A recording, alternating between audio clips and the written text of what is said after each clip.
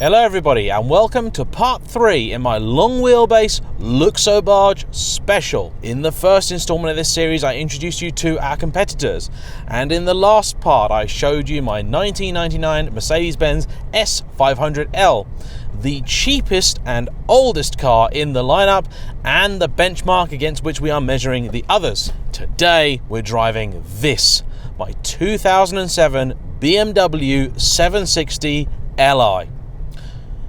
Adjectives that could be used to describe the 760 include majestic, opulent, magnificent, wondrous, but also thirsty, troublesome, controversial. This was pretty much the first car in the BMW lineup to suffer from the bangle treatment. Now, when it came out, it was met with mostly derision, but I think all these years later it's actually aged very well, and in comparison to the modern 7 Series, this is actually a handsome vehicle. It's actually pretty understated if you can get over the sheer size of it for a moment. In America, that's no doubt an easier thing to do, but here in Europe, well, this thing is a big car wherever you go. Now, there's a few key differences between this and the other cars in our lineup. It's got the biggest and most powerful engine, a 6-litre direct injection V12. It's also the only one not to feature air suspension all round. This has at the front a much more conventional springs and shocks setup, although they are adaptive. The car does have comfort and sport modes to it, but unlike the Mercedes, I don't think sport mode is very necessary. It firms up the ride a little bit, but by default the BMW actually rides wonderfully. The BMW deals with minor imperfections in the road, I think, somewhat better, and it doesn't have that ship lost at sea feeling that the Mercedes can sometimes suffer from. Now, the first thing you would think about with the Beamer is how fast is it? It's pretty quick. 440 horsepower and about the same pound-feet of torque can push even this 2.1 barge down the road at a frightening rate. To paraphrase my good friend Stuart, who at the time was describing a Mercedes E-Class, this feels like pushing a sofa off a cliff. What is most surprising is that you would expect this to be an extremely torquey engine, and yes, it's certainly got plenty of pickup from down low, and I would say feels marginally quicker than the Mercedes, but it's up top where this engine really does its best work. You get it to about 4,000 RPM and it takes on an urgency which is absolutely awesome. It's at times a little bit frightening to feel this car move down the road in the way that it does, and it is totally addictive. Now, the steering is better than in the Mercedes, but as we'll find out, not quite as good as in the Audi. None of these cars are likely to win any sort of accolades from Evo magazine for being the ultimate driver's car anytime soon, but they certainly do the job well enough. And the 7 Series has always been hailed as probably the best driver's car as Luxobarges go. That front suspension setup no doubt helps, because it's probably going to deliver a more dynamic experience than an air ride system will. However, that great big V12 equally is probably taking away from some of this car's sharpness. There is a lot to love about the 760, and that engine is only a part of the story. Because this was BMW's top model of the time, costing something like 20 grand more than the next model down, they chucked a lot at this car. I mean, riding around in this thing is just a joy. It's unbelievable how nice this thing is.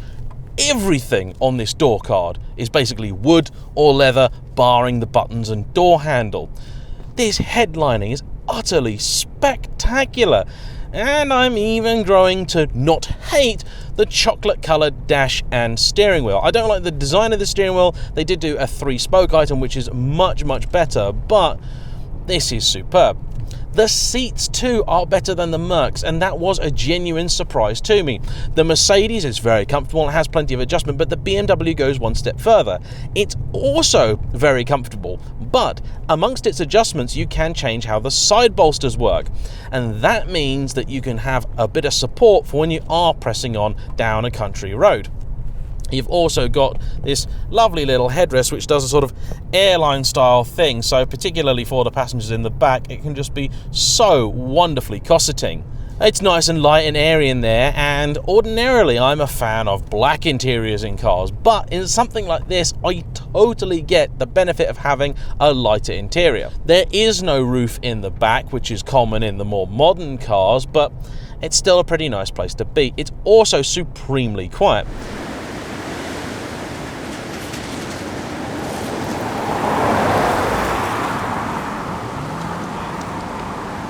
The brakes are considerably more effective than in the Mercedes. They are quite a bit larger, and they need to be, because this vehicle is another 300 kilos on top of that one. However, you don't need to push the pedal quite as hard, because they are a little bit more sensitive. Not overly so, but it's something you need to be aware of. The throttle needs a lot more of a prod than in the Merc, however, and that does make you think when you initially get in it that it isn't actually really any faster, but believe me, it is. Now this has got slightly bigger boots than the Mercedes at the back. The fronts are pretty much identical, 245 wide 19s, but a little bit more profile than what the Mercedes should be wearing.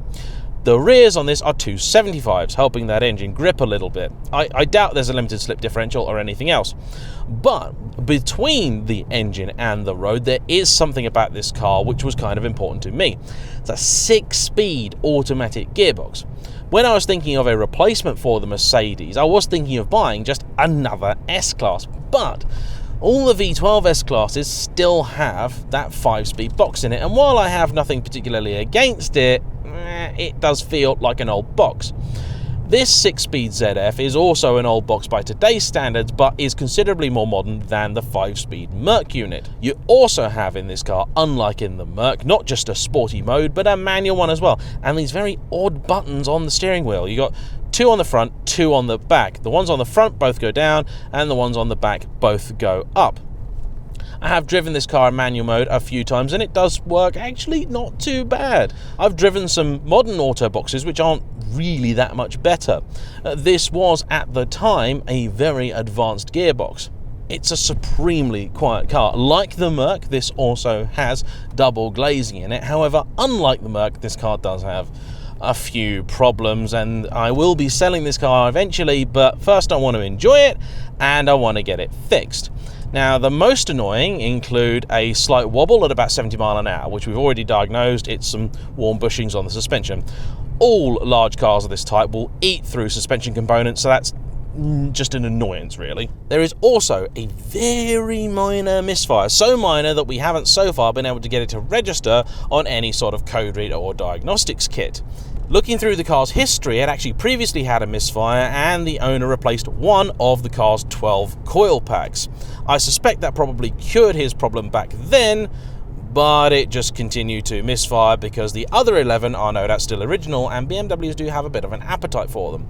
Now, they're not too expensive, 20 to 25 quid each for a decent Bosch item, but of course when you got to buy these things in dozens, that does add up, and getting to them is a bit of a pain. So I'm going to set aside about 400 or 500 quid to deal with that. Most worryingly though, this car seems to be losing coolant. Every couple of months it asks for some more, and I have absolutely no idea where it is going.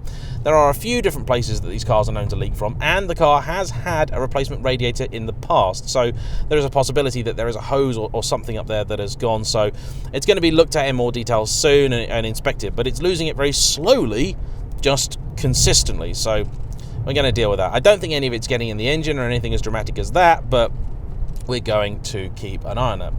These are also, it would seem, the car that loves to cry wolf.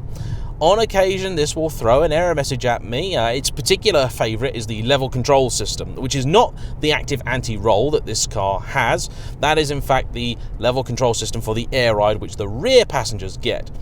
I think what's happening, because this has happened in the car's past, having looked through the history, is that there is a little sensor at the back which measures how high the rear is. If that isn't greased up properly, it can get itself a little bit stuck, which throws a warning, which makes this thing get upset. Generally, if this car hasn't been driven for a while, after about half an hour it'll go ping, and then after you've driven the car a few times, it goes away. I haven't actually seen said warning in a month. I once took this car out and got 3 wallet-busting warnings all in a row. The level control, the active anti-roll, and I believe the traction control system as well. I stopped the car, started it again, and I have never seen 2 out of 3 of those warnings since, and that was about 4 months ago. So owning a 760 is not really for those with delicate hearts or small wallets, and unfortunately I'm probably both of those. So I don't know what I was doing, but it seemed like a good idea, and I have to say, everybody that has been in this car absolutely loves it. In the back, and that is the place to be, it's stunning. The only thing I find a bit odd is the fact that the rear seats are quite high. I don't know why that is. I think perhaps the fuel tank is down there or something. But they've even had to sort of scoop out the headlining a bit so that passengers fit in there who are a little bit taller. It is very strange indeed, but hey-ho, that's just a quirk, it would seem, of the car.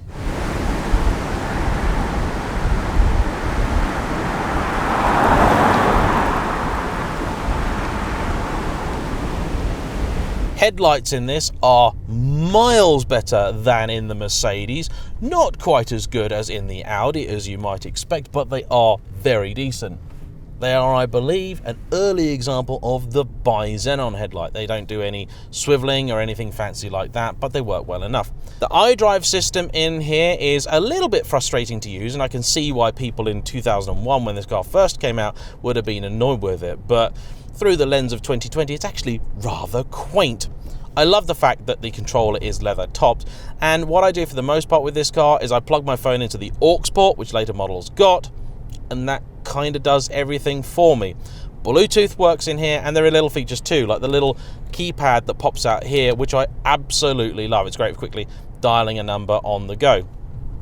In terms of fuel economy, it's actually kind of surprising because it's basically the same as the Mercedes. Despite the fact that this is a larger engine, 6 versus 5 litres, and has another 4 cylinders, it's actually relatively frugal, if one can say that about a car which is currently doing about 17 to the gallon. It's direct injection, the world's first direct injection petrol V12, and as a result of that, it also will suffer from coking issues, much like many Audi direct injection units. I am looking at having that sorted, and I'll be doing a video on that. This car has actually had a carbon clean in the past, about 30,000 miles ago. So it's going to be very interesting to see just how that has helped the engine, if at all. Other things I love about this car include the stereo. This is one of the best stereos I've ever had in a car. It's the Logic 7 Hi-Fi DSP system, which was standard in the 760. And it's brilliant, absolutely stonking, great for bopping along, really do love it. Now the gearbox in this car is a little bit more fidgety than in the Mercedes. It can never quite make its mind up as which gear it wants to be in, but it's then nowhere near as bad as in the Audi.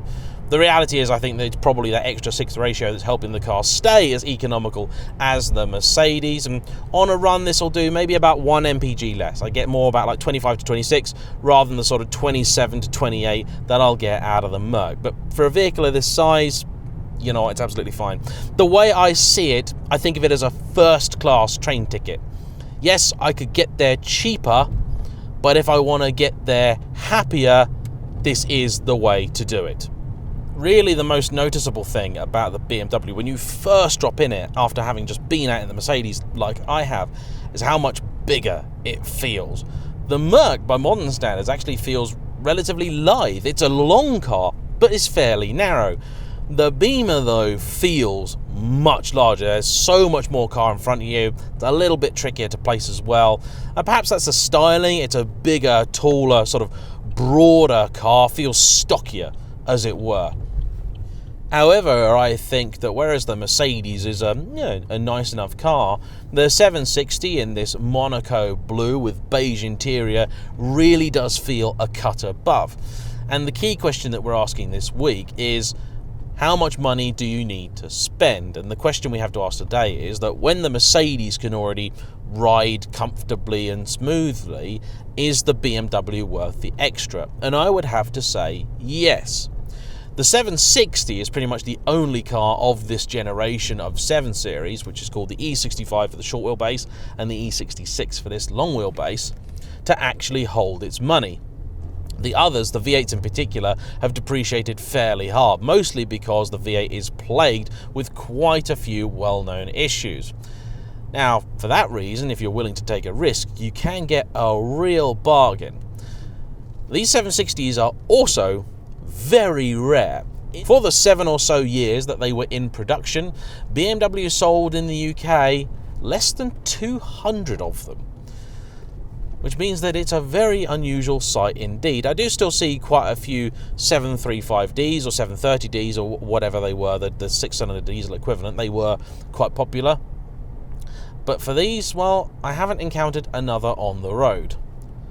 The noise it produces is rather unusual too. It's a kind of almost synthetic sounding tone with a delicate hint of almost Lamborghini V12 in the background. Here.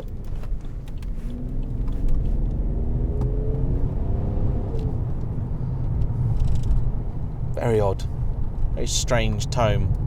It is fun to hustle, far more fun than the Mercedes. You can turn the traction control fully off if you're brave enough, but honestly, I just enjoy driving this thing around, and I will press on harder in this than I will in the Mercedes simply because it's a little bit more enjoyable, but equally this is actually a better place to relax too. Mostly for me thanks to these seats, that sound system, and the fact that it's just a much nicer place to be. Everywhere you look in the Mercedes, you see little signs of how they were trying to cut corners and save a bit of money, but everywhere you look in the BMW, you just see little details where they were clearly trying to go just a little bit beyond. It's even small details like when you turn on the cruise control or even have the sat-nav going, if you want to use the old sat-nav, the little bits inside the rev counter light up and they have a little display built into them. I guess it's a precursor almost of the heads-up display, and it just works so well. Normally I don't like seat controls on the door because I always think about what if you replace the seats, you're just going to have these controls sat here doing nothing. But having them down here is a little bit stupid because if you're in certain positions with your wallet in your pocket, then I have occasionally sort of wound up pushing myself back by my wallet touching the little control dial down here. However, as a thing to behold, to drive and to enjoy, the 760 is definitely a better car than the Mercedes, and I think it justifies the extra asking price, and also is justifying its space on my driveway for another few months when it will then be sold. But first off, I have to fix these problems with it, and of course I will let everybody know just how much that's going to cost.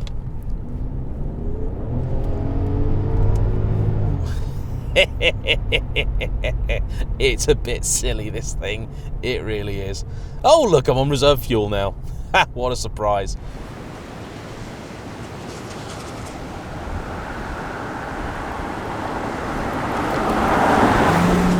Thanks all for watching, and I hope to see you tomorrow for the final installment in my long wheelbase Luxo Barge mini series.